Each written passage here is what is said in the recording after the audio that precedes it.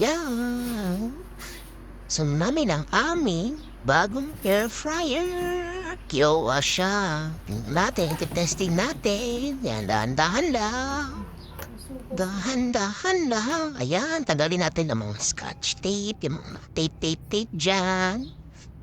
Okay. Kanina, nilinis na rin namin yung nasa loob dyan. Tinanggal namin yung tinanggal ko, nilinisan ko.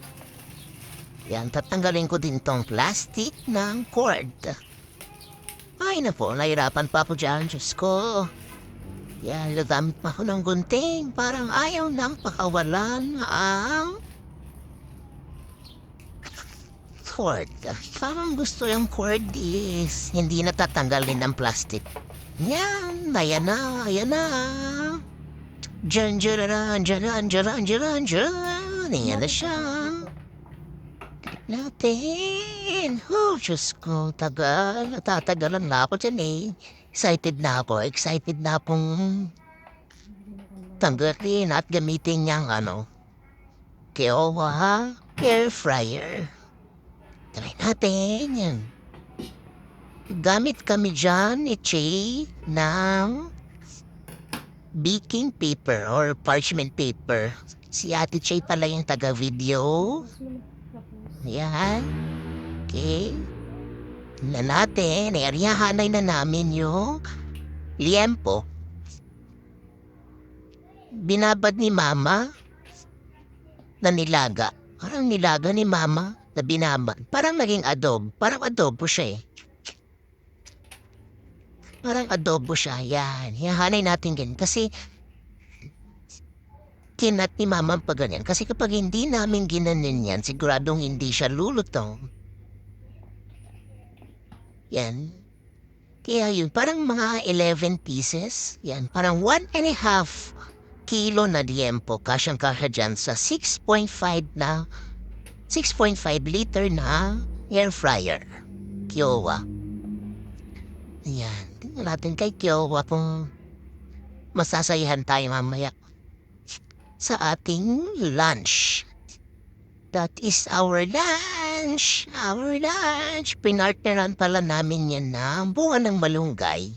Ginisang bunga ng malunggay. Yan, try natin. Parang tatataka mahapon yan yung mga excited na ako. Natagalan pa nga ako dyan. Ilagay-lagay yan kasi yung iba may mga buhok-buhok. Ay, nako. Kaya ginupit-gupit ko pa. Kaya yan.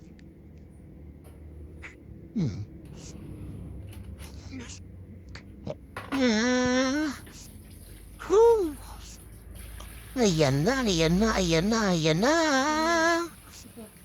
Tingnan natin.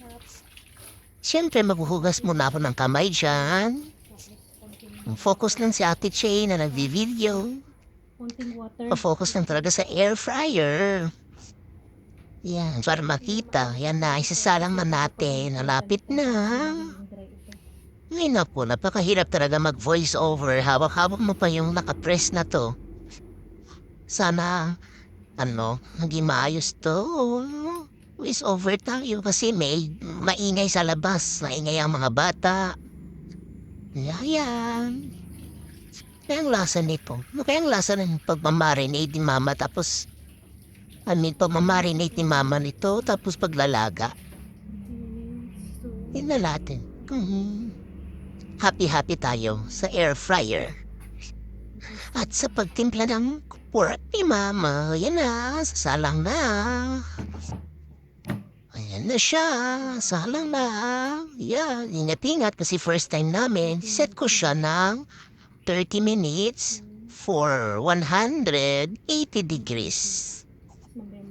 Yan. Okay, ayan na siya. Hintayin lang natin. 30 minutes siya. Yan. Okay, yan. 30 minutes siya. 180. Mamaya, isiset namin siya na ulit. Kapag tapos ng 30 minutes, isiset namin siya ng 200 para mas maging crispy siya. Ulit, another 30 minutes. Parang mga 1 hour namin din ginawa. Yan, check lang namin from time to time kung anong itsura. Ayan na siya. 30 minutes. Siyempre, yung iba hindi pa siya maluto. Isiset na namin siya ng 200 degrees, another 30 minutes. Check lang namin. Kasi medyo yung nasa gitna parang okay na kasi nasa gitna siya eh.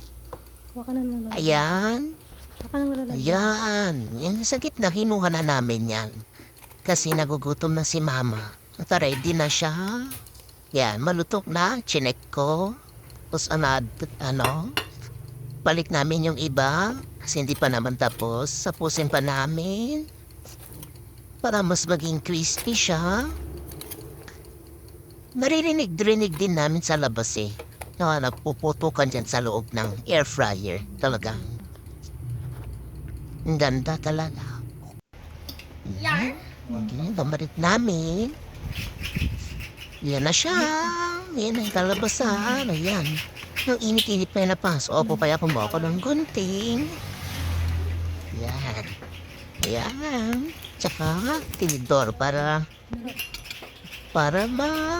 ay, tumansik pa tumansik pa to. Ayan. Try ko. Sarap, grabe ang lutong. Sarap yung pagkakatimpla ni mama, in fairness. Masarap siya. Nga mo, Pap. Yan. Try natin ulit sa balat. Malambot siya talaga. Asin, pati yung karne niya malambot. Kasi ito malutong. Yan. Pinaparinig ko yung matlutong niya, kaso lang nag-voice over na po. Kaya, hindi na masyad mahal. Hindi na maririnig yung lutong. Ayan, yan na. Thank you.